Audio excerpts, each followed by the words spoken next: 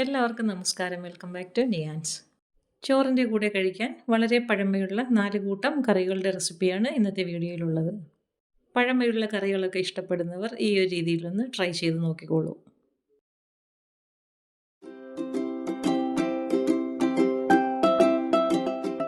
ആദ്യം ചക്കക്കുരുവും പുളിഞ്ചിക്കയും ഉണക്കമീനും ചേർത്തിട്ടുള്ള ഒരു അവിയലാണ്.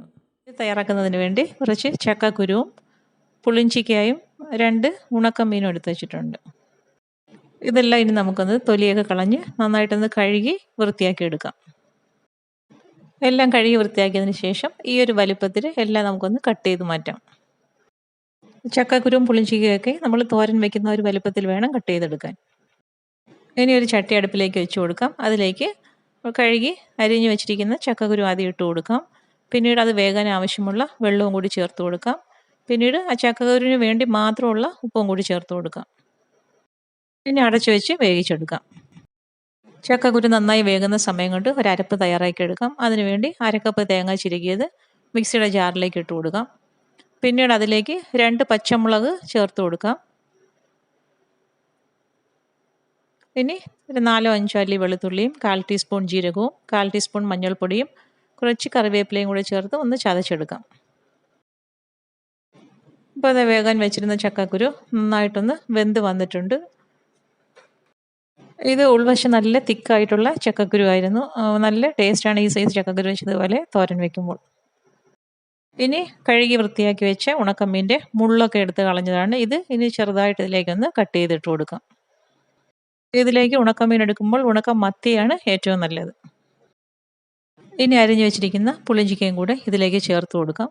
പിന്നീട് ഇനി ആവശ്യത്തിനുള്ള ഉപ്പും കൂടി ചേർത്ത് കൊടുത്തതിന് ശേഷം ചതച്ച് വെച്ചിരിക്കുന്ന അരപ്പ് ഇതിലേക്ക് ഇട്ട് കൊടുത്ത് മുകൾ വശം ഒന്ന് സ്പ്രെഡ് ചെയ്ത് കൊടുക്കാം. ഇനി അടച്ചു വെച്ച് വേവിച്ചെടുക്കാം. ഇപ്പോൾ ഇതാ പുളിഞ്ചിക്കയൊക്കെ വെന്ത് കിട്ടിയിട്ടുണ്ട്. നന്നായിട്ട് ആവി കയറി അരപ്പെല്ലാം വെന്ത് വന്നിട്ടുണ്ട്. ഇനി നല്ലതുപോലെ ഒന്ന് മിക്സ് ചെയ്ത് കൊടുക്കാം. ആ പുളിഞ്ചിക്കയും ചക്കക്കുരുവൊക്കെ നന്നായിട്ടൊന്ന് മിക്സായി ചെറുതായിട്ടൊന്ന് ഉടഞ്ഞു വരുന്ന പരുവം വരെ ഒന്ന് ഇളക്കി കൊടുക്കാം.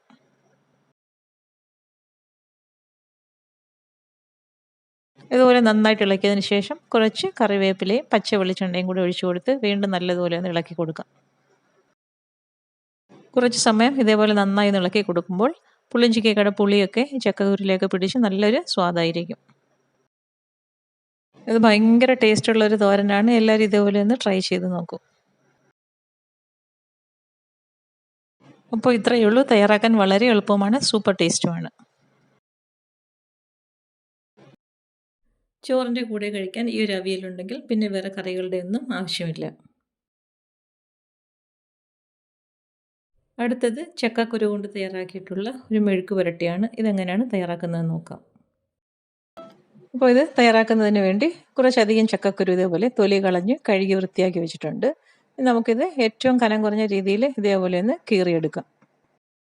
ഇപ്പോൾ ചക്കയുടെയൊക്കെ സീസണാണല്ലോ, അപ്പോൾ ചക്കക്കുരു ഉള്ളപ്പോൾ ഈ രീതിയിലൊന്ന് ട്രൈ ചെയ്ത് നോക്കൂ. നമ്മൾ മെഴുക്ക് പുരട്ടി ഉണ്ടാക്കാനൊക്കെ ചക്കക്കുരു വളരെ കനം കുറച്ച് കട്ട് ചെയ്തെടുക്കുന്ന രീതിയിലാണ് ഇതിനും വേണ്ടി കട്ട് ചെയ്തെടുക്കേണ്ടത്. അപ്പോൾ ഇത് ഈ രീതിയിൽ ഞാനെല്ലാം കട്ട് ചെയ്തെടുത്തിട്ടുണ്ട്. ഇനി നമുക്ക് ഇത് വേവിക്കാനുള്ള പാത്രത്തിലേക്ക് ഇട്ട് കൊടുക്കാം. ഇനി ഇത് വേകാൻ ആവശ്യമുള്ള വെള്ളവും കൂടി ചേർത്ത് കൊടുക്കാം. പിന്നീട് ഇതിലേക്ക് ആവശ്യത്തിനുള്ള ഉപ്പും കൂടി ഇട്ട് കൊടുത്ത് അടച്ചു വെച്ച് നല്ലതുപോലെ ഒന്ന് വേവിച്ചെടുക്കാം. ഇപ്പോൾ അത് ചക്കക്കുരു നന്നായിട്ട് വെന്ത് കിട്ടിയിട്ടുണ്ട്. ഈ ഒരു സമയമാകുമ്പോഴേക്കും നമുക്ക് വെള്ളം ഊറ്റി കളഞ്ഞിട്ട് എടുക്കാം. ഇനി ആ പാത്രത്തിൽ തന്നെ കുറച്ച് വെളിച്ചെണ്ണ ഒഴിച്ച് ചൂടാകുമ്പോൾ കടുകും വറ്റൽമുളകും കറിവേപ്പിലയും കൂടി ഇട്ടൊന്ന് പൊട്ടിച്ചെടുക്കാം. പിന്നീട് അതിലേക്ക് ഒരു വലിയ സവാള ചെറുതായിട്ട് കനം കുറച്ച് അരിഞ്ഞതും കൂടി ഇട്ട് കൊടുത്ത് അതിലേക്ക് 2 പച്ചമുളകും കൂടി ചേർത്ത് കൊടുക്കാം. പിന്നീട് എല്ലാം കൂടി നന്നായിട്ടൊന്ന് വഴറ്റിയെടുക്കാം. ഇനി ഈ മസാലയ്ക്ക് ആവശ്യമുള്ള ഉപ്പും കൂടി ഇതിലേക്ക് ചേർത്ത് കൊടുക്കാം. ഉള്ളിയൊക്കെ നന്നായി ഇതേപോലെ വെന്ത് വാടി വരുമ്പോൾ അതിലേക്ക് 1 ടീസ്പൂൺ മുളക് പൊടി ചേർത്ത് കൊടുക്കാം. 1/4 ടീസ്പൂൺ മഞ്ഞൾപ്പൊടിയും 1/2 ടീസ്പൂൺ ചിക്കൻ മസാലയും 1/2 ടീസ്പൂൺ മല്ലിപ്പൊടിയും കൂടി ചേർത്ത് കൊടുത്ത് പൊടികളുടെ എല്ലാം പച്ചമണം മാറുന്നവരെ നന്നായിട്ടൊന്ന് വഴറ്റിയെടുക്കാം. മസാലയുടെയൊക്കെ പച്ചമണം മാറുമ്പോൾ അതിലേക്ക് 1/2 കപ്പ് തിളച്ച വെള്ളവും കൂടി ചേർത്ത് കൊടുത്ത് ഒന്ന് മിക്സ് ചെയ്ത് കൊടുക്കാം. ഇനി ആ മസാലക്കൂട്ട് നന്നായിട്ട് തിളച്ച് വരുമ്പോൾ അതിലേക്ക് വേവിച്ച് വെച്ച ചക്കക്കുരു ഇട്ട് കൊടുത്ത് നല്ലതുപോലെ ഒന്ന് മിക്സ് ചെയ്ത് കൊടുക്കാം. ഇനി ചക്കക്കുരു മസാലയിൽ കിടന്ന് അരപ്പൊക്കെ നന്നായിട്ടൊന്ന് പിടിച്ചു വരുന്നത് വരെ അടച്ചു വെച്ചൊന്ന് വെയിറ്റ് ചെയ്യാം.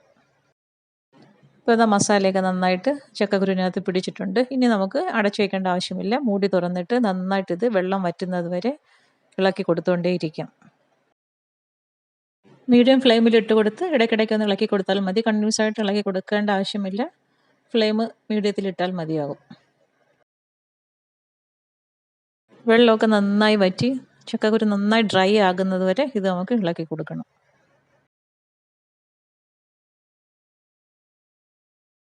ഇതുപോലെ നന്നായിട്ട് വെള്ളം വറ്റി വരുന്ന സമയത്ത് ഇതിലേക്ക് കുറച്ച് കറിവേപ്പിലയും കൂടി ചേർത്ത് കൊടുക്കാം. വെളിച്ചെണ്ണ ആവശ്യമുണ്ടെന്നുണ്ടെങ്കിൽ ഈ ഒരു സ്റ്റേജിൽ വെളിച്ചെണ്ണയും കൂടി ചേർത്ത് കൊടുക്കാം. വീണ്ടും തുടരെ ഇളക്കി നന്നായിട്ട് തന്നെ ഡ്രൈ ആക്കി എടുക്കാം. അപ്പോൾ ഇത്രയേ ഉള്ളൂ. സൂപ്പർ ടേസ്റ്റുള്ള ചക്കക്കുരു പെരട്ട് തയ്യാറായി കഴിഞ്ഞു. അപ്പോൾ ചക്കക്കുരു ഉള്ളപ്പോൾ ഈ രീതിയിലൊന്ന് ട്രൈ ചെയ്ത് നോക്കൂ.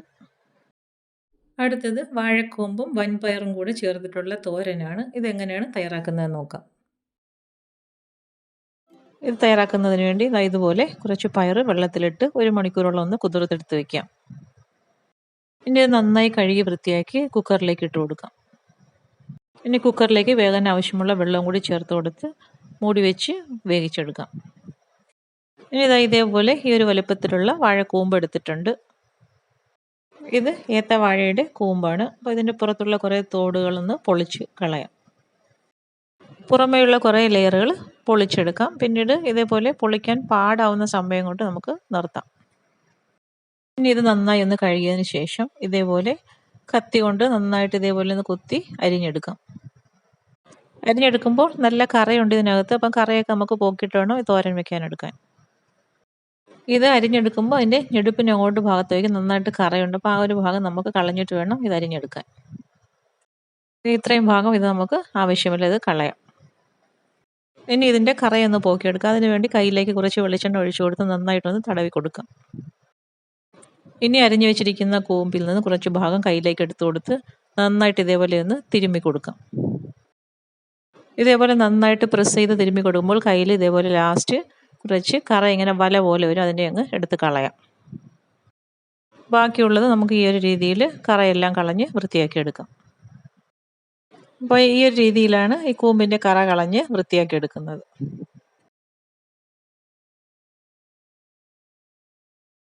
അപ്പോൾ അതെല്ലാം കറ കളഞ്ഞ് വൃത്തിയാക്കി എടുത്തിട്ടുണ്ട്.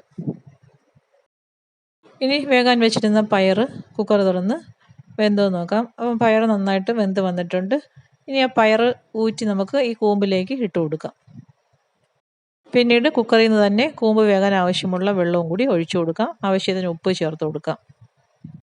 ഇനി അടുപ്പിലേക്ക് വെച്ച് കൊടുത്ത് ഒന്ന് വേവിച്ചെടുക്കാം. ഇനി ഒരു അരപ്പ് തയ്യാറാക്കി എടുക്കാം. അതിനു വേണ്ടി കുറച്ച് തേങ്ങ ചിരകിയത് മിക്സിയുടെ ജാറിലേക്ക് ഇട്ട് കൊടുക്കാം. അതിലേക്ക് 1/4 ടീസ്പൂൺ മഞ്ഞൾപ്പൊടിയും 1/4 ടീസ്പൂൺ ജീരകവും ഒരു വലിയ പച്ചമുളകും 3-4 അല്ലി വെളുത്തുള്ളിയും കൂടി ഇട്ട് കൊടുത്തൊന്ന് ചതച്ചെടുക്കാം. ഈ ഒരു രീതിയിൽ തോരന് വേണ്ടി ചതച്ചെടുക്കാം. അപ്പോൾ അത് അടുപ്പിലേക്ക് വെച്ച് കൊടുത്തിരിക്കുന്ന കൂമ്പ് നന്നായിട്ട് വെന്ത് വന്നിട്ടുണ്ട്. ഇനി അതിലേക്ക് ചതച്ച് വെച്ച് അരപ്പും കൂടി ഇട്ട് കൊടുത്ത് ഫ്ലെയിം സിമ്മിലാക്കി ഒന്ന് ആവി കയറ്റിയെടുക്കാം. അപ്പോൾ അത് അരപ്പൊക്കെ നന്നായിട്ട് ആവി കയറി വന്നിട്ടുണ്ട്. ഇനി നല്ലതുപോലെ വെള്ളമൊന്നും ഇല്ലാതെ ഇതൊന്ന് ചിക്കി തോർത്തിയെടുക്കാം. ഈ വാഴക്കൂമ്പും പയറും എല്ലാം ഒരുപാട് ഗുണങ്ങളുള്ളതാണല്ലോ. അപ്പോൾ ഈ ഒരു രീതിയിൽ തോരനൊന്ന് തയ്യാറാക്കി നോക്കും.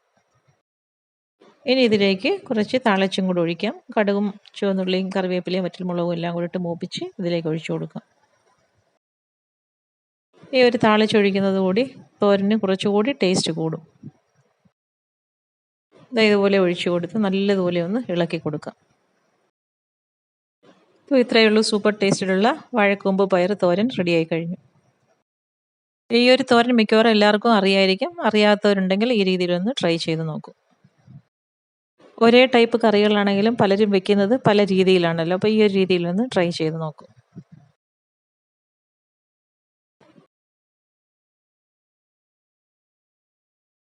അടുത്തത് ചക്കപ്പൂഞ്ഞും ചക്കക്കുരുവും ചേർത്തിട്ടുള്ളൊരു കറിയാണ്. ഇതെങ്ങനെയാണ് തയ്യാറാക്കുന്നതെന്ന് നോക്കാം.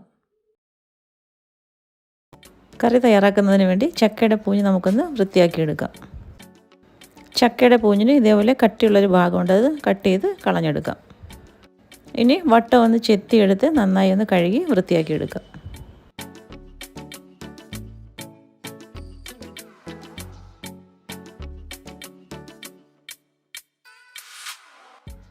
ഇനി അതിൻ്റെ ചെറിയ ചെറിയ സ്ക്വയർ പീസസ് ആയിട്ട് മുഴുവനും കട്ട് ചെയ്തെടുക്കാം.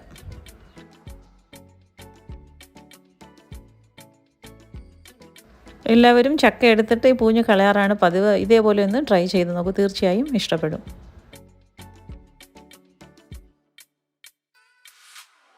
എല്ലാം ഇതേ രീതിയിൽ തന്നെ നമുക്ക് കട്ട് ചെയ്തെടുക്കാം.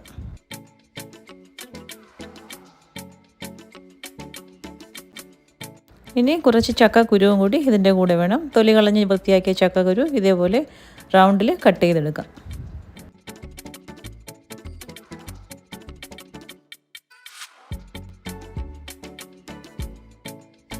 ഇനി ഒരു 10-15 ചെറിയ ഉള്ളി കൂടി നീളത്തിൽ കട്ട് ചെയ്തെടുക്കാം.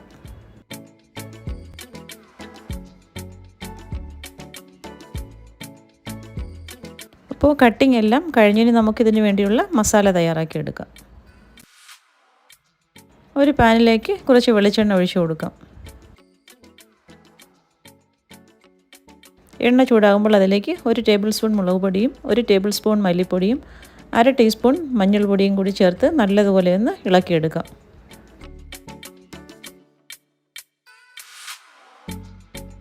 പൊടികളൊന്ന് മൂത്ത് വരുന്ന സമയത്ത് അതിലേക്ക് 1/2 ടീസ്പൂൺ വലിയ ജീരകവും ഒരു ചെറിയ കഷ്ണം പട്ടയും 2 ഗ്രാമ്പും 1 ഏലക്കയും കൂടി ഇട്ട് നന്നായി ഒന്ന് മൂപ്പിച്ചെടുക്കാം.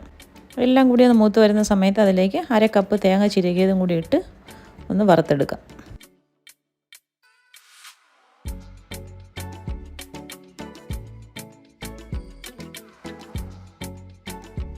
ചൂടാറി വരുന്ന സമയത്ത് അതൊരു മിക്സിയുടെ ജാറിലേക്ക് ഇട്ട് ഒന്ന് അരച്ചെടുക്കാം.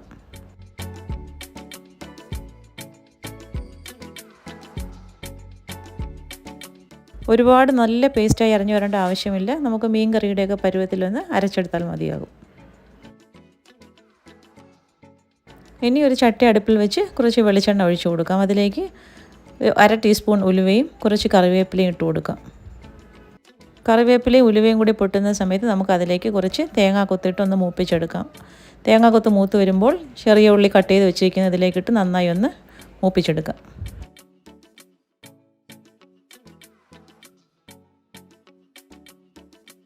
ഉള്ളിയൊക്കെ നന്നായി മൂത്ത് വരുമ്പോൾ നമ്മൾ നേരത്തെ തയ്യാറാക്കി വെച്ചിരിക്കുന്ന അരപ്പ് ഇതിലേക്ക് ഒഴിച്ചു കൊടുത്ത് നല്ലതുപോലെ ഒന്ന് ഇളക്കിയെടുക്കാം.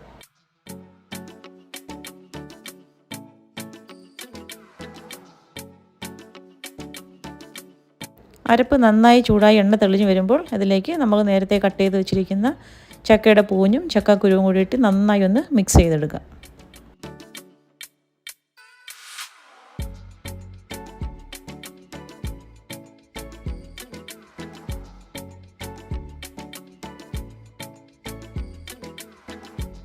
ഇനി കറിക്ക് ആവശ്യമായ ഉപ്പും കൂടി ഇട്ട് കൊടുത്ത് നല്ലതുപോലെ ഇളക്കിയെടുക്കുക.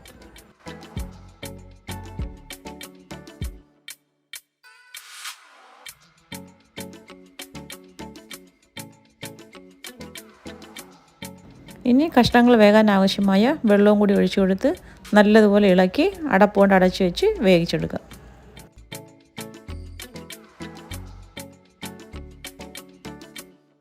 കറി തിളച്ച് അത് വെന്ത് വരുന്ന സമയത്ത് ഫ്ലെയിം ലോയിലാക്കി നന്നായി എണ്ണ തെളിയുന്നത് വരെ വെയിറ്റ് ചെയ്യുക.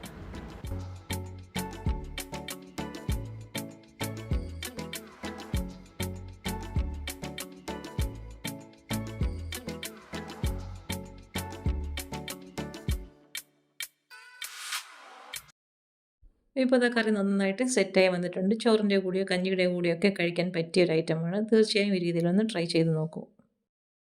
വീഡിയോ ഇഷ്ടമായി ലൈക്ക് ചെയ്ത് സബ്സ്ക്രൈബ് ചെയ്ത് സപ്പോർട്ട് ചെയ്തേക്കൂ. വീണ്ടും അടുത്ത വീഡിയോയിൽ കാണുന്നത് വരെ bye from Niyans. Thanks for watching.